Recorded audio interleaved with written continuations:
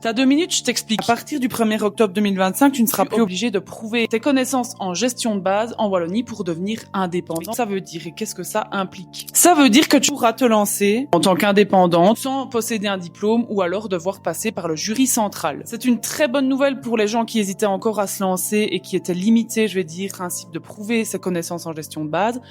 Par contre, ici, au niveau de l'argent, personne ne t'explique comment ça fonctionne quand tu dois facturer un service, un produit ou des fournitures. Alors ici, je vais t'expliquer où passe ton argent quand tu bosses, donc en tant qu'indépendante, en Belgique et plus précisément ici en Wallonie. Cette vidéo va principalement concerner les personnes qui sont assujetties à la TVA. Donc, dans cet exemple, je vais prendre un service que tu vas vendre donc 1 000 €. En Belgique, tu dois y ajouter une TVA, donc un taux sur la valeur ajoutée.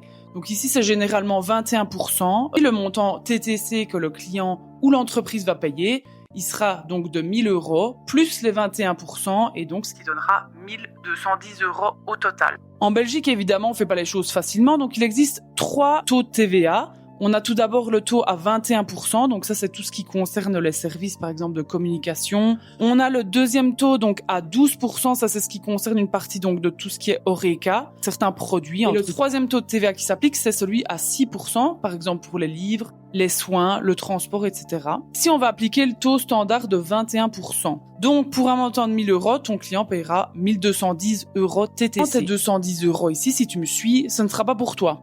Tu les collectes évidemment pour l'État et tu dois le reverser. C'est ce qu'on appelle la TVA à payer. Tu peux aussi déduire la TVA, donc ça s'appelle la TVA déductive, c'est tout ce qui concerne tes achats pro. Donc généralement ton bilan TVA, ton comptable le fait de manière trimestrielle, donc tous les 3 mois. En gros, tu déclares ce que tu as encaissé et ce que tu as payé et puis le comptable fera le bilan entre les deux au niveau de la TVA et tu devras reverser un certain montant, je vais dire, à l'État. Je vous donne rendez-vous sur mon profil pour visionner la partie 2 où je vous parlerai des cotisations sociales et des impôts pour vous dire combien il vous reste à la fin. Ciao!